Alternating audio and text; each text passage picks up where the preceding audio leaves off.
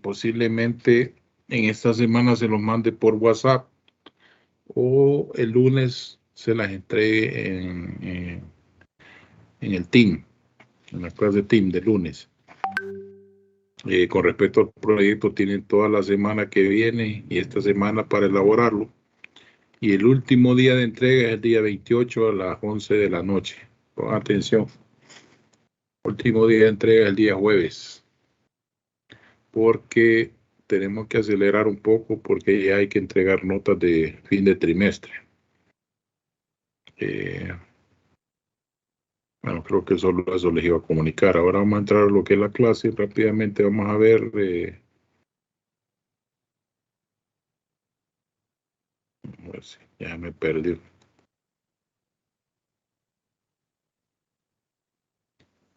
Tengo un poco de problemas con el internet. O sea que vamos a ver si logramos, si se me va la señal, pues voy a tratar de cambiar de banda. Pero vamos a ver si logramos terminar la clase con este internet.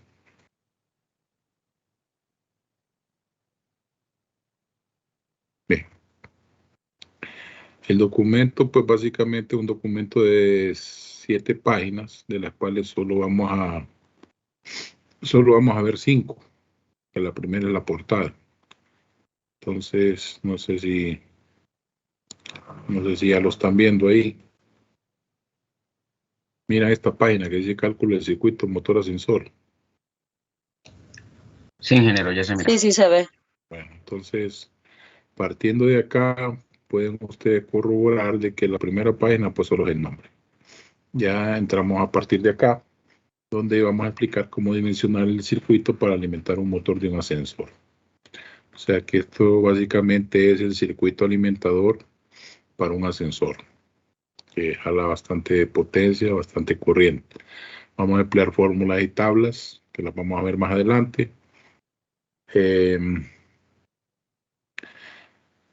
La línea que alimenta un motor ascensor, pues básicamente es un circuito importante dentro del conjunto de las instalaciones eléctricas de edificios, ya sea de apartamentos, de edificios de oficina o de otro tipo.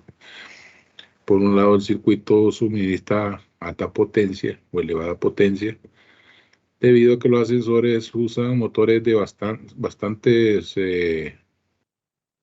bastantes HP para poder manejar cargas bastante grandes.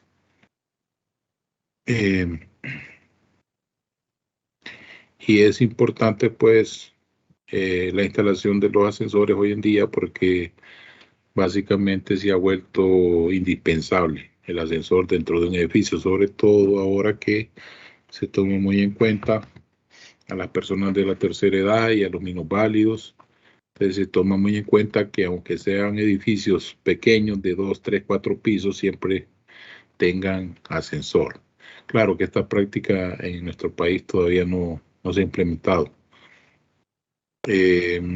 Los objetivos de este trabajo pues sería, permítame un momento, deme un segundo.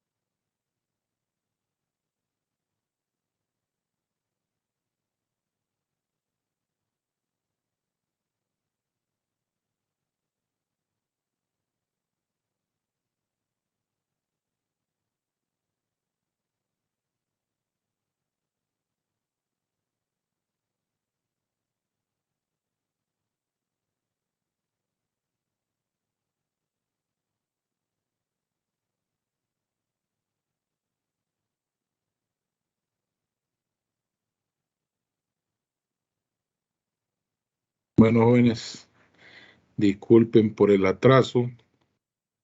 Tenía una llamada de emergencia. No me gusta contestar llamadas cuando estoy dando clases, pero era emergente la llamada.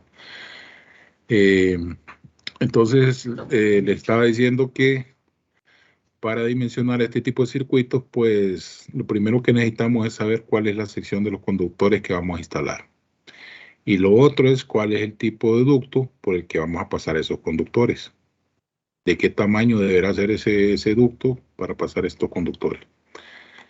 Entonces, menciona aquí pues que el dimensionamiento se realiza pues a partir de lo siguiente. Lo primero que tengo que saber para poder hacer este diseño es cuál es la potencia del motor. Lo segundo es cuál es el coeficiente que vamos a utilizar para el cálculo de intensidad, que eso ya lo vamos a ver más adelante. Luego, ver cuál es la intensidad admisible en los conductores. La intensidad admisible es de aquella tabla de ampacidades que conocen ustedes del primer parcial, ¿no? Esa tabla de ampacidades, pero que también aquí aparece en este mismo documento. Entonces, por último, vamos a calcular la caída de tensión para ver si estamos dentro de los parámetros admisibles, o sea que la caída de tensión deberá ser menor al 5%. Y si estamos abajo del 5%, pues nuestro diseño está bien. También debemos de tomar en cuenta que este tipo de circuitos de ascensores son trifásicos. Explicaba yo la vez pasada que normalmente son trifásicos porque las potencias son bastante grandes.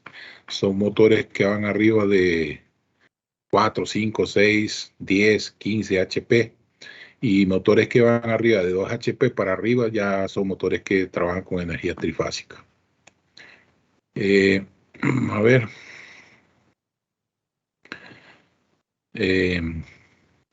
Se me olvidaba decirles que para el trabajo del proyecto, yo les mandé un trabajo. Les mandé un trabajo el día de ayer, que es un proyecto de un alumno de una sección, que no recuerdo de qué sección, pero que está bien hecho. Entonces se los mandé como guía para que ustedes lo revisen y en base a esa guía puedan presentar el trabajo del segundo proyecto. Les voy a pedir ese favor que revisen eso para que ustedes mejoren en la presentación de su proyecto. Luego, pues, siguiendo con este ejercicio, pues aquí tenemos ya un ejemplo. Miren. Bueno, aquí hay que tomar en cuenta esto. Mire, esto es importantísimo. Esto es importantísimo. Antes nosotros encontrábamos las líneas de fase y después calculábamos la del neutro y después calculábamos la tierra. Si encontrábamos la de fase, la del neutro le bajábamos una opacidad y al otro tierra le bajamos otra opacidad. En este caso ya no. Aquí dice, el conductor neutro va a tener siempre la misma medida del conductor de fase. En la misma sección va a ser el mismo tamaño. Ahora, con respecto al dimensionamiento, pues aquí tenemos un ejemplo. Dice que tenemos un ascensor, pues, cuyo motor tiene 11.500 watts. La longitud desde el origen, desde donde sale la energía, que es el tablero de mando, hasta donde está el motor del ascensor, hay 37 metros. ¿Verdad? Donde está el cuarto de máquina, hay 37 metros. Entonces, lo que nos vamos a dedicar a calcular nosotros es la corriente. Como este sistema es trifásico, lo vamos a hacer con esta fórmula que es trifásico. Acuerden que la corriente se encontraba como P sobre U, o P sobre B, ¿verdad? Ahora, como es trifásico, lo vamos a poner P entre raíz de 3 por U por coseno del ángulo. O coseno del ángulo puede ser también factor de potencia. Aquí tenemos que dígame. Yo tengo otra pregunta. Ajá. Si el ejercicio me dijera, por ejemplo, que se usan fases de 360 o 480, ¿podría Ajá. ser P entre 480 o siempre la raíz de 3? No, aquí esto dice, aquí son variables, miren. Las variables significa que podemos poner valores variables. Si el motor tiene 480 voltios, aquí le vamos a poner 480 voltios. Si es 460, le vamos a poner 460. Si es 360, le vamos a poner 360. Si es 208, le vamos a poner 208. Entonces, dependiendo del voltaje que sea el motor y la potencia que sea el motor son los datos que vamos a meter en esta fórmula. ¿Estamos claros? Sí. Bueno, entonces ahora ya solo nos queda meter los valores en esta fórmula. La potencia serían 11.500 watts, que los tenemos aquí. Le ponemos abajo la raíz de 3 y lo multiplicamos por 400, que sería el voltaje. Y por último el factor de potencia, que es 0.9, que es lo mismo que coseno de phi. Eso me da una corriente de 18.44 amperios. Ya tengo la corriente nominal. Pero a esta corriente nominal hay que aplicarle dos factores. El primero sería que los conductores que alimentan un solo motor deben de estar dimensionados con una intensidad del 125%, o sea, tener un 25% más del valor nominal. Eso era como cuando calculábamos el motor más grande. La misma forma, como el motor más grande, entonces aquí tenemos 125% de la intensidad de plena carga del motor. Y también tenemos otro factor que dice que para motores que son tipo ascensores, grúas y aparatos que transportan o elevan mucha carga, se le debe calcular un factor de 1.3, o sea, 130%, ¿verdad? Entonces, al final nosotros vamos a tener la corriente que va a ser igual a 18.44 que tenemos acá, multiplicado por el 25%, que es 1.25, y multiplicado por 1.30, que es un 30% más. Eso me va a dar 29.97 amperios. ¿Está claro hasta acá? O sea que de 18 pasamos a 29 a través de dos tipos de factores. Un factor que eleva al 125% y otro que lo eleva al 130%. Entonces nos da 29.97. ¿Me entendieron hasta ahí? Sí, ingeniero. Bien. Ahora vamos a seleccionar los conductores de fase dependiendo de esta corriente. Bien. Para seleccionar ese tipo de conductor de fase vamos a emplear esta tabla A52-1. Y para utilizar correctamente esta tabla vamos a hacer estos pasos. Lo primero es que tenemos pues un tipo de instalación que es empotrado bajo tubo. Eso es lo primero. Nos dicen que tenemos un tipo de instalación empotrado bajo tubo o escogemos nosotros hacer un tipo de instalación empotrada bajo tubo o bajo ducto. El método de instalación va a ser el B1. Este es el método B1. Y el tipo de instalación y números de conductores cargados, el tipo de el tipo de aislamiento va a ser PVC 3, o sea, el aislamiento es PVC y 3 son los conductores cargados. Entonces, basado en esto, en estos dos datos, B1 y PVC 3, nos vamos a ir a la tabla. Pero al llegar a la tabla, nosotros vamos a entrar por cierta columna, vamos a hallar que tenemos 29.97, que es la corriente que encontramos arriba, y la que se aproxima es el 32.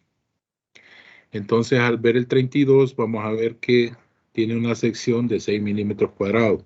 Es un conductor cuya sección es 6 milímetros cuadrados. Esta es la sección que va a tener cada fase del conductor. Y es la sección mínima que puede tener esta instalación para este motor. Entonces, vamos a ir a ver la tabla. ¿Qué es lo que pasa? Aquí está la tabla. Miren, lo voy a hacer un poco más grande. Yo creo que ahí la logran ver bien, ¿no? Entonces, esta tabla, si ustedes se fijan aquí en esta parte, dice instalación de referencia. Esta es la instalación, esta es la tabla 52B1. Y aquí dice método de instalación. ¿Cuál era el método de instalación que estábamos usando? Era A1, era A2, era B2, era B1, era C. Pues el método de instalación es el B1. Y se identifica porque son conductores aislados, cargados también, ¿no?, que van dentro de un ducto. Este es el ducto. Y van sobre una pared de madera o mampostería. Esta pared puede ser madera o concreto. Entonces este es el tipo de instalación que se escogió. Y tenemos por acá, miren, en la parte derecha, el tipo de aislamiento. Aislamiento.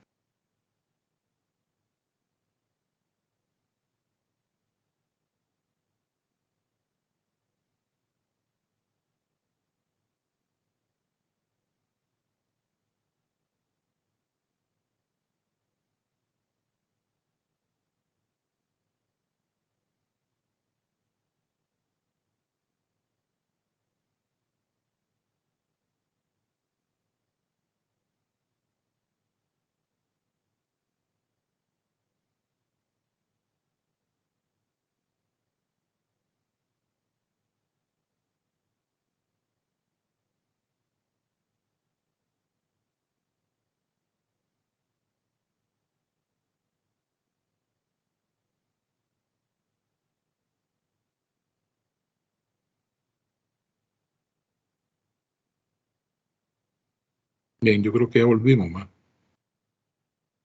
Tengo un problema con el internet que se me está conectando y desconectando. Entonces, vamos a volver a compartir o todavía lo están viendo el documento. No, No, ahorita estoy, ingeniero. Bueno, aquí está. Bien. Ahora sí. Entonces decíamos que el tipo de instalación es B1, son conductores aislados que van dentro de un ducto. Este ducto está instalado en una pared, ya sea de madera o de concreto, o puede ser una pared de ladrillo o de bloque. Y dice acá que el tipo de aislamiento es PVC, ¿verdad? Porque nos dieron que íbamos a instalar PVC 3. PVC, el aislamiento, y 3 son las líneas de fase. Entonces los números de conductores son 3, miren, aquí lo tenemos. Entramos por esta columna y cruzamos con B1. Y eso es lo que nos dice, este cruce acá horizontal con este cruce vertical nos dice que vayamos a la tabla A52-1, columna 5. ¿Qué te parece que se estuviera jugando aquí el cruce este? Nos manda a un sitio, ¿sí? Tabla A52-1, columna 5. Entonces nos venimos para acá. Tenemos estos otros tipos de aislamientos. Estos tipos de aislamientos soportan mayores calores, son mejores, son más rudos, pueden soportar aceite y un montón de situaciones, pero vamos a usar el PVC, porque eso es lo que dice el ejercicio. Estos soportan 90 grados centígrados, estos soportan menos, 70, creo que 70 grados centígrados. Entonces ahora nos venimos a la otra tabla. Esta es la tabla A52-1 que nos mencionaba el ejercicio. Entonces en esta tabla, fíjense bien, vamos a buscar el método de instalación. ¿Cuál es el método de instalación? Pero si no lo queremos buscar, vámonos de un solo a esta tabla y nos decía que a la quinta columna aquí. Pero si no lo sabemos, podemos entrar otra vez por el método de instalación B1 y buscamos PVC3, que es el tipo de aislamiento, ¿verdad? Y bajamos por acá. Aquí también tenemos PVC3, pero es para un tipo de instalación B2, ¿ves? No me vayan a confundir. Aquí tengo PVC3, pero para un tipo de instalación A2. Dependiendo del tipo de instalación, nos va a ubicar aquí en estos cuadros. Nosotros estamos ubicados acá, miren, en la quinta columna, bajamos. ¿Cuánto es la corriente que tenemos? 29.90 y algo, ¿no? Aquí dice 25, miren, para que no se mira por la flecha. Yo lo asumo porque viene en escala, 20, 21, 23, 25, 27. Aquí dice 25. Entonces, el 29 seguiría por acá, ¿verdad? Entonces, el que más se aproxima es el 32. Entonces, tomamos el 32 como referencia y nos vamos hacia la izquierda y vamos a ver que la sección del conductor será 6 milímetros, 6 milímetros cuadrados. Y de cobre, ¿verdad? 6 milímetros cuadrados de cobre. Esos 6 milímetros cuadrados de cobre nos permiten un paso de corriente de 32 amperios. Ahora, tenemos la otra opción que es el aluminio. Si nos dice aluminio, pues entramos siempre por acá. Pero si ustedes se fijan que para 6, en vez de 32 amperios, solo puede conducir 25. El aluminio conduce menos corriente que el cobre. Ven, Bueno, entonces aquí también podemos ver lo siguiente. Miren, el XLPE, que es el polietileno reticulado, trabaja a 90 grados. El EPR, que es el etileno propileno, que trabaja a 90 grados. Tenemos el PVC, que ya todos lo conocen y lo han escuchado, que es el policloruro de vinilo, 70 grados centígrados. Este tiene trabaja a menor temperatura. Y hay algunos datos de referencia que a ustedes les pueden servir si ustedes quieren. El cobre tiene una conductividad de 1 entre 56. El aluminio tiene una conductividad de 1 entre 35. Aquí hay algunos valores. Aquí hay algunas potencias normalizadas de cómo son los transformadores. Son de 5, de 10, de 15, de 20, 30 kVA. Solo que aquí manejamos también el de 25, que no está acá. En vez del de 20, manejamos el de 25. Y tenemos factores de moderación, dice, de 1.25 para motores, que ya lo calculamos. Le pusimos 1.25 y le pusimos el 1.30. Bien. Entonces, como pueden ver, esta tabla nos ayudó a encontrar la sección. Esta, 6 milímetros cuadrados, nada más que en cobre, aquí arriba. 6 milímetros cuadrados en cobre. Si fuera en un tipo de aislante XLPE o otro tipo, pues lo podemos buscar en esta tabla, ¿verdad? Bien, como ya llegamos hasta acá, pues vamos a avanzar a la siguiente página. Solo que la voy a reducir. Ahora el interés que tenemos es encontrar cuál es la caída de voltaje. La caída de voltaje deberá ser menor al 5%, según el Código Nacional Eléctrico. Y eso se calcula como delta va a ser igual a la potencia entre el voltaje multiplicado por la conductividad multiplicado por la longitud entre la sección. Esta L es la longitud que existe entre el tablero de energía y el motor. Y esta S es la sección del conductor, ¿verdad? Que serían 6 milímetros. Entonces aquí tenemos, dice que el voltaje es 400 voltios, dice que la longitud del circuito es 37 metros, que tenemos que usar una conductividad del cobre de 1 entre 48, ¿verdad? 1 entre 48 ohmios milímetros cuadrados por metro, y tenemos una sección del conductor de 6 milímetros cuadrados. Basado en estos datos podemos decir que el 5% de 400 son 20 voltios. Esto es el máximo en voltaje que yo puedo tener de caída. O sea, no puedo tener más. Si yo tuviera más de 20 voltios, significa que tengo que buscar un tipo de conductor diferente para poder tener una caída menor. De ello, el máximo son 20 voltios. Entonces, ahora vamos a hacer la comparación. Tengo aquí la fórmula esta que me da la caída de voltaje delta. Y dice que vamos a usar la potencia dividida entre el voltaje, 11.500 entre 400. Vamos a usar la conductividad, que es 1 entre 48, y después vamos a multiplicar la longitud, que son 37 metros, y vamos a dividir entre la sección, que son 6 milímetros. Toda esta matemática nos da 3.69 voltios. 3.69 voltios es mucho menor que 20.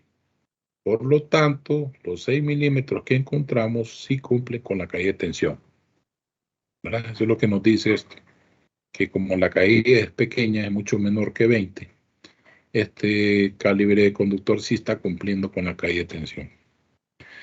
Luego vamos a dimensionar el neutro. ¿Qué habíamos hablado del neutro? Pues habíamos hablado que el neutro siempre va a ser igual a la fase. ¿Se acuerdan que antes calculamos la fase y después le bajamos una dimensión para encontrar el neutro y después le bajamos otra dimensión para encontrar el tierra? Ahora, en este tipo de cálculo para sensores, el neutro siempre va a ser la misma dimensión de las fases. Si las fases son 6 milímetros, pues el neutro será 6 milímetros cuadrados. Luego vamos a ver cómo vamos a obtener el conductor de tierra o el de protección que le llaman. Entonces tenemos esa tablita, ¿no? Vamos a hacer un poco más grande para que se mire mejor. Tenemos esa tablita que tiene 3 ítems. Tiene un ítem que dice que S es menor o igual que 16. Tiene otro ítem que está entre 16 y 35 milímetros. Y tiene otro ítem que dice que es mayor a 35 milímetros cuadrados. En el caso de nosotros tenemos aquí 6 milímetros. ¿En cuál ítem caemos? Pues caemos en el primero, porque 6 milímetros es menor o igual que 16. Al caer este 6 en el primer ítem, significa que nuestra sección mínima de los conductores de protección serán SP igual a S. O sea que si la sección del conductor son 6 milímetros, la protección será 6 milímetros, ¿sí? Porque SP igual a S. Ahora, si en algún ejercicio a ustedes les aparece aquí que tienen 24 milímetros cuadrados, entonces ya no caen aquí, ¿sí? Caerían acá, ¿sí? En el segundo ítem. 24 milímetros está entre 16 y 35. Significa que entonces la sección del conductor de protección va a ser de 16 milímetros. Si las fases nos dieran 24 milímetros, tendríamos una protección de 16 milímetros. Y si tuviéramos un conductor aquí donde la fase dice que son 50 milímetros cuadrados, vamos a caer acá. 50 milímetros es mayor que 35. Caemos en este ítem y nos venimos para acá. Significa que la sección de protección va a ser los 50 milímetros divididos entre 2, y eso nos va a dar 25 milímetros cuadrados. Es así como encontramos las secciones mínimas de los cables de protección o cables de aterrizaje. Entonces aquí ya nos especifica, miren, en este caso el conductor de protección van a ser 6 milímetros, porque caemos en el primer ítem, que dice que SP, la sección del cable de protección, va a ser igual a la sección de las fases. Luego tenemos esta última tabla, que es la que nos calcula el ducto. El ducto lo vamos a tener en diámetros de milímetros.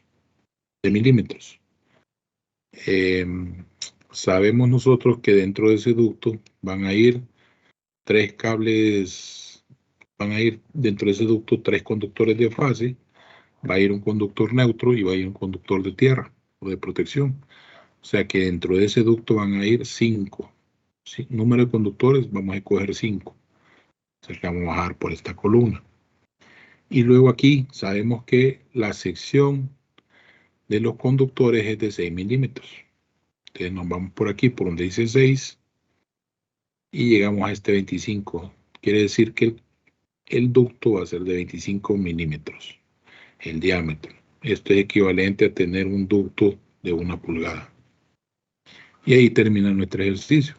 Solo que ahora tenemos que ponerlo de la siguiente manera. En este caso dice tenemos 5 conductores, 3 fases, un neutro, una protección. Por lo tanto, el ducto o el tubo de protección será 25 milímetros de diámetro. Y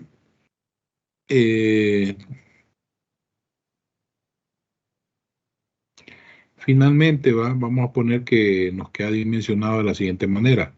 Conductores de cobre unipolares son unipolares porque son individuales y son aislados. Cada quien trae su forro de aislamiento.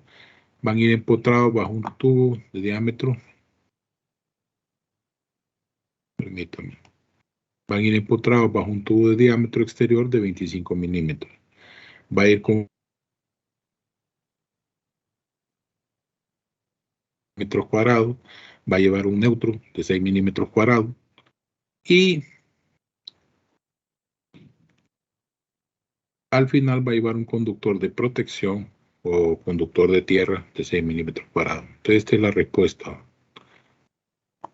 Ya sabemos que maneja 32 amperios, que son 6 milímetros para los conductores, 6 milímetros cuadrados para conductores de fase, para conductores neutros y para conductores de protección. Y ahí termina. Aquí tienen un ejercicio adicional, si ustedes lo quieren hacer, que habla de 3 fases de 6 milímetros. Esta sería la respuesta a un ejercicio que dice aquí que calcúlelo, pero con un motor de 8000 watts y una longitud de 28 metros. Me imagino que el voltaje debe ser el mismo, los 400 voltios. Ustedes revisen a ver si estos son los resultados que le dan. Yo intuyo que si la distancia es menor, pues la pérdida de tensión tiene que ser menor también. Entonces ahí queda. Solo quiero mencionarles lo siguiente con respecto a este ejercicio, que Muchos se les olvidó y no preguntan.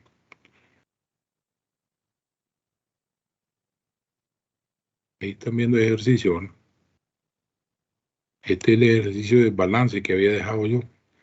Yo les dije que lo hicieran por tanteo, ¿va? De tal manera que quedaran 3 cargas aquí. Una carga menor, una intermedia y una mayor. Y vamos a reducir la mayor menos la menor entre la mayor para ver si nos queda un desbalance menor al 5%. Si es menor al 5% está bien, ¿no? Pero a veces podemos jugar con las cargas de tal manera que el desbalance sea lo más pequeño posible. Una forma de hacer este ejercicio, con atención, es sumar todas estas cargas. Mira. Se supone que el edificio tiene 7 pisos, tiene locales comerciales, tiene servicios generales, oficinas y garajes.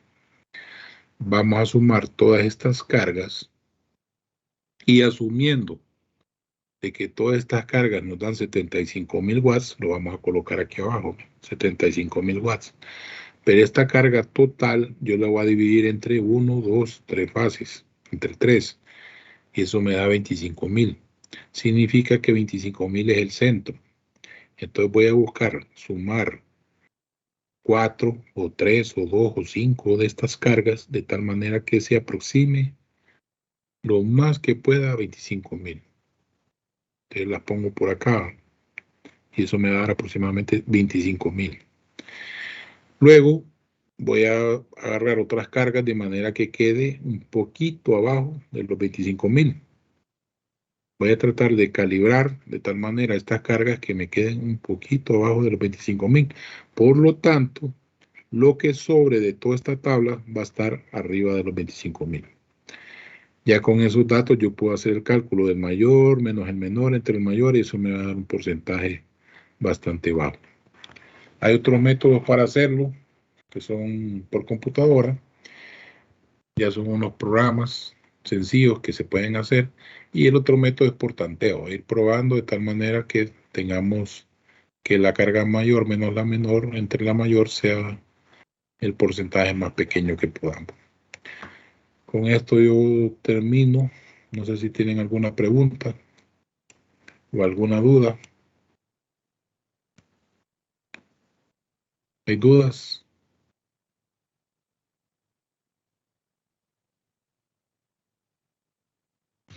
No, ingeniero, creo que todo está claro. Todo está claro. Patricia María, ¿está claro? Sí, ingeniero, estamos bien. No la miro convencida. ¿Usted, Edgardo? ¿Tiene claro? Sí, todo claro, ingeniero. Todo claro. Eric. Todo claro, ingeniero. Usted, Eduardo Aguilar. Dígame. Mañana tenemos clase, ¿verdad? No, mañana es jueves. Mañana no tenemos clases. Vamos a tener clases el lunes. Ah, es verdad. El lunes. El lunes venimos a clase. Acuérdense que el martes examen. El martes vamos a examen y el sábado examen de repo. Y el trabajo del proyecto lo pueden entregar lunes, martes, miércoles hasta el jueves a las 11 de la noche. No les voy a olvidar eso. Edgardo Aguilar o Eduardo Aguilar, ¿entendió al tema de hoy? Sí, ingeniero. Entré un poquito tarde porque estaba en examen de electrónica, pero sus clases son bien claras. Creo que hemos aprendido mucho. ¿Y usted, Hansel? Todo bien. Todo bien. Bueno, espero que todos hayan entendido. Espero que hayan entendido porque siempre se da que el día del examen están con varias preguntas y varias dudas. Y las dudas se deben despejar antes de llegar al examen, días antes. Bueno, esperando que todo esté claro, por favor les pido que entren al aula virtual, revisen el material. Yo ya subí todos los materiales, les subí un proyecto, como les digo, que les puede servir de referencia para hacer su segundo trabajo, para que mejoren el promedio de los proyectos. Y los espero la próxima semana. Si no hay más preguntas, pues pasen buen día.